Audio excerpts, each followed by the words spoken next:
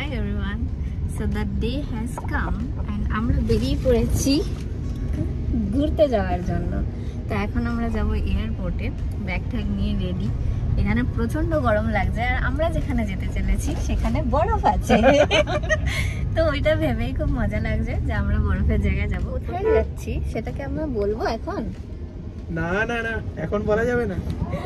বলছে এখন বলা যাবে না। ঠিকই, এখন বলা উচিত না আপনাদের। আমি যাই, এয়ারপোর্টে যাই, তারপরে আমি দেখাচ্ছি।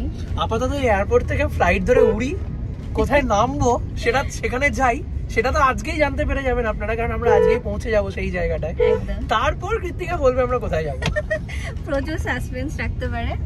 তো চলুন, আমরা এখন বেরিয়ে পড়েছি। অনেকক্ষণ সময় লাগে আমাদের এখান থেকে এয়ারপোর্ট যেতে, তো একটু আগে ভাগে হাতে সময় নিয়ে বেরিয়ে পড়েছি, কারণ রাস্তায় ট্রাফিক থাকতে পারে। আর আমাদের যে আরেকটা চ্যানেল আছে তিরিংবিরি, সেখানে কিন্তু দারুণ ভিডিওস আসতে চলেছে এবার, ট্রাভেল ভিডিওস, সেগুলো কিন্তু দেখা মিস করলে চলবে না। আমি একটা কাজ করব, আপনাদেরকে এই চ্যানেলের ডেসক্রিপশন বক্সে ওই চ্যানেলের লিংক দিয়ে দেবো, তাহলে আপনাদের সুবিধা হবে। ওইখানে আমাদের সিনেম্যাটিক যে ভিউজ গুলো বা আগে আমরা যেখানে যেখানে গেছিলাম আমরা ওখানে ব্লগ করতাম, তো সেইগুলো দেখার জন্য সুবিধা হবে আপনাদের। আর বাকি আমি তো এই চ্যানেলটা নতুন ক্রিয়েট করেছি, সবাই জানেন। তাই ভালো ট্রাভেল ভিডিওস কিন্তু ওই চ্যানেলে দারুণ আসতে চলেছে। সিনেম্যাটিক শর্টস নেব, আর কৃত্তিকা যেরকম র ভিডিওস দেখাচ্ছে সেগুলো তো দেখতেই থাকবেন আপনারা। ওই চ্যানেলের রাজা কিন্তু শিবজিৎ না, সেরকম কোনো ব্যাপার নয় একদমই। আর এই চ্যানেলের রানী হচ্ছি আমি। যাই হোক, রাজা রানী এখন যাচ্ছে, চলো।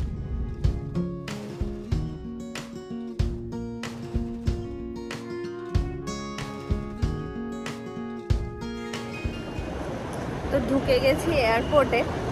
আপনাদের একটা কথা জানিয়ে রাখি, সেটা হচ্ছে আপনারা যখনই ফ্লাইটে যাবেন, যেমন ধরুন আমাদের মেট্রোপলিটন সিটিসগুলো, এছাড়াও যে আদার্স এয়ারপোর্টগুলো আছে, সেখানে কিন্তু খুব ভিড় থাকে, তাই না, ঢোকার সময়। তো আপনারা যদি ডিজি যাত্রা অ্যাপটা ইউজ করে থাকেন, খুব স্মুথলি আপনারা ঢুকে যেতে পারবেন, আপনাদের লাইনে দাঁড়াতে হয় না। এবার ডিজি যাত্রাতেও যদি লাইন থাকে সেটা আলাদা ব্যাপার, কিন্তু অনেক কম্পারেটিভলি ফাস্ট হয়।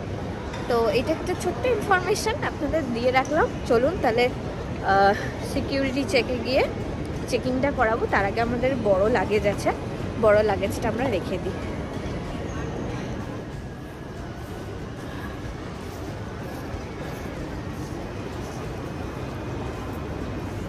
আমাদের হচ্ছে গেট নাম্বার 104। এই বিষয়ে আমি কিছু বলতে চাই। আমি লাস্ট 2025-এ যতবার কলকাতা এয়ারপোর্টে এসেছি প্রত্যেকবারই 104, 103, 102। আরে ভাই, ডাইরেক্ট তোল না এরো ব্রিজ দিয়ে, বারবার কেন নিচে নামাস বুঝে পাই না। আমাদের বাসেও চড়াবে, ফ্লাইটেও চড়াবে, ওই জন্য তো এখন নিচে যাব। আর সত্যি ঠিকই বলেছে, আমরা যতবার যাতায়াত করেছি ততবার এসকেলেটরও খারাপ, এসকেলেটর বন্ধ হয়ে আছে।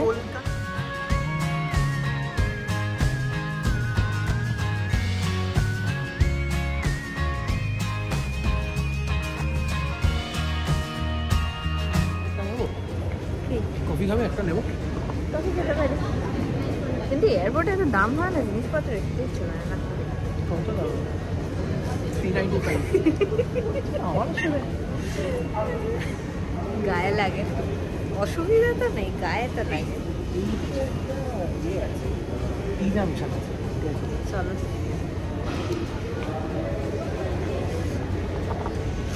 জানি না আমাদের কিনা, মানে আমরাই এরকম কিনা। আমাদের একটু মানে শিবজিৎ অ্যাকচুয়ালি এত ভালো কফি বানায়, ও মাই গড। বাইরে থেকে আমার কফি খেতে গায়ে লাগে। আমরা যখনই কোনো সিসিডি বা ক্যাফে ওটাই স্টারবাকস, ওই সব জায়গায় যখনই যাই আমাদের খালি এটাই মনে হয় যে কেন এত দাম। যেখানেই খাই না কেন, আমার খাওয়া বেস্ট কফি ইন্দোনেশিয়াতে, বালিতে। মানে সত্যি ওই কফিটার মতো বোধহয় ইন্ডিয়াতে কোথাও ওই ভালো কফিটা পাবো না। একদমই তাই, অনেক কিছুই মিস করি বাইরে।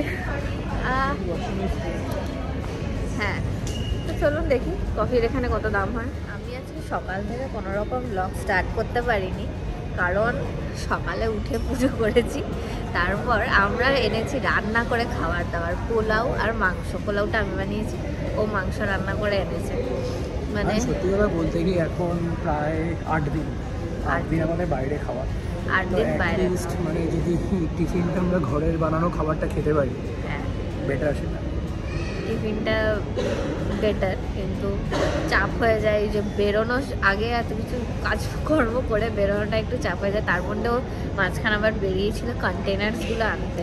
কিন্তু খুব খিদে পেয়ে গেছে, এটাই ভাবছিলাম যে ফ্লাইটে উঠে খাবো নাকি। যেহেতু খাবার আছে সাথে, ওর খিদে পেয়ে গেছে, আমার কিন্তু এখনো খিদে পাইনি, একই সময় খেয়েছি দুজনে। যাই হোক, তো খেয়ে নেবে নাকি? চা বলবে, ফ্লাইটে উঠেও খাওয়া যায়। এত গন্ধ বেরোবে ফ্লাইটে, হ্যাঁ ঠিক আছে ফ্লাইটে উঠেই খাবো, কারণ 1 ঘন্টা সময় আছে, 1 ঘন্টা 15 মিনিট। তখন কি হবে জানো, তখন অন্য লোকদের খেতে দেখে আরো খিদে পাবে। তার থেকে ভালো ফ্লাইটে উঠেই খাবো। বেশিক্ষণ বাকিও নেই, আমরা বেশ ভালো জ্যামে পড়েছিলাম এয়ারপোর্টের সামনে। চলো বোর্ডিং হবে একটু পরেই।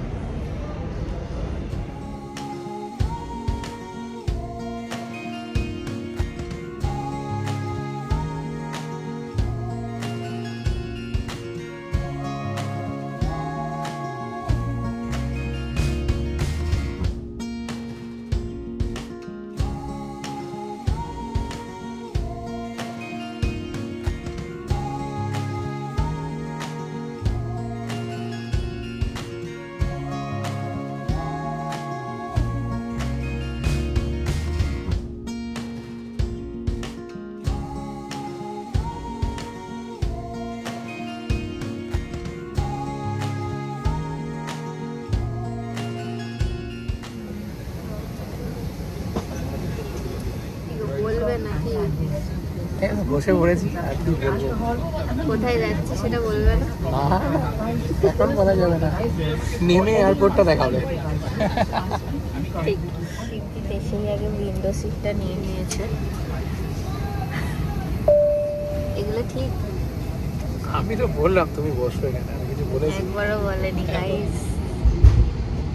আমি এই যে কানে হেডফোনটা লাগাবো, আমার গলায় হেডফোন, আমি গল্প ডাউনলোড করে নিয়েছি, শুনবো।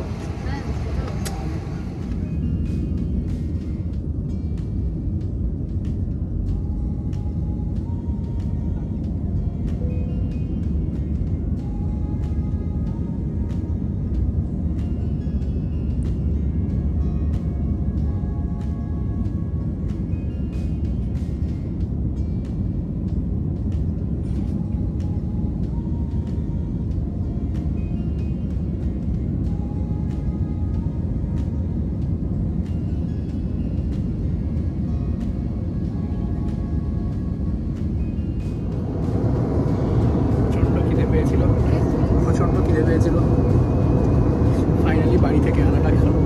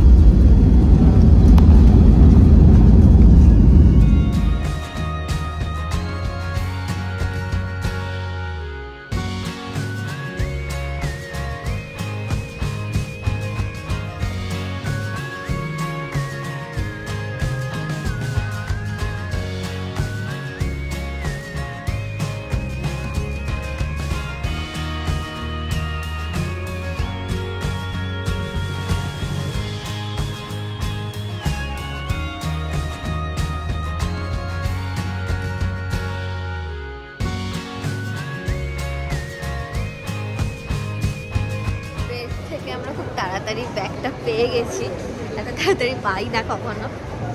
তো বলি এবারে আমরা কোথায় এসেছি।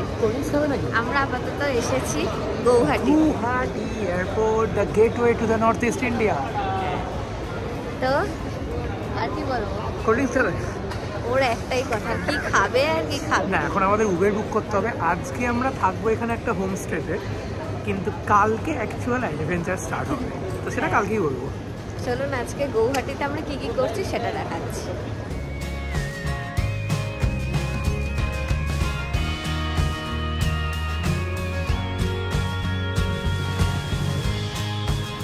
করা হয়ে গেছে, এখন আমরা দাঁড়িয়েছি উবের যেখান থেকে ছাড়ে এয়ারপোর্টে সেই জায়গাটায়, কিন্তু আমাদের অল্টো দিয়ে ছোট গাড়িতে একটাই অসুবিধা, দুটো বড় বড় ব্যাগ আছে।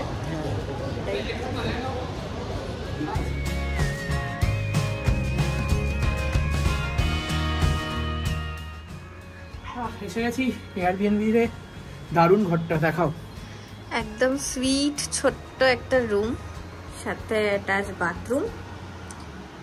জাস্ট আজকের রাতটুকু থাকবো। আর অ্যাকচুয়ালি এইটা এখান দিয়ে পাহাড় দেখা যায়, এটা অ্যাকচুয়ালি একটা পাহাড়ের উপরে, বোঝা যাচ্ছে না। সামনে ব্রহ্মপুত্র নদীও আছে, নদী আমরা আসার সময় দেখেছি। আর এই প্রপার্টিটা পুরো একটা পাহাড়ের উপর। হ্যাঁ, এটা ছোট্ট পাহাড়, তার উপরে। এখানে ওয়েদারটা অপেক্ষাকৃত একটু অন্যরকম, মানে নিচের দিকে গরম লাগছিল, এখানটা একটু হালকা চেঞ্জ আছে ওয়েদারে। তো যাই হোক, আমরা ভাবছিলাম হয়তো এসে একটু বেরোবো, কিন্তু এখন সত্যি খুব টায়ার্ড লাগছে, কারণ আমরা সেই সকাল থেকে উঠে, আর কালকে আমাদের সকাল 4:30টায় ওঠা। হ্যাঁ, সকাল থেকে উঠে কাজকর্ম করে এসেছি। আর ফ্লাইটে এলেই না ওই একটা আলাদা থাকান, মানে অস্বস্তি হয়। অস্বস্তি ঠিক না, মানে একটু রেস্টের দরকার, কারণ কাল সকালবেলা আবার আমরা বেরিয়ে পড়বো 5:30টার সময়, তো উঠতে হবে মোটামুটি 4টের সময়। তো ও বললো যে জোম্যাটোতে অর্ডার করে দিচ্ছি, আর বেরোবো না, তাড়াতাড়ি খেয়ে দে এবার শুয়ে পড়বো। দেখা হচ্ছে কালকে, কোথায় যাব সেটাও বলবো কালকে। তো চলুন আজকের মতো ব্লগটা এই পর্যন্তই শেষ করছি, আসামে গৌহাটিতে। তো চলুন, টাটা, গুড নাইট।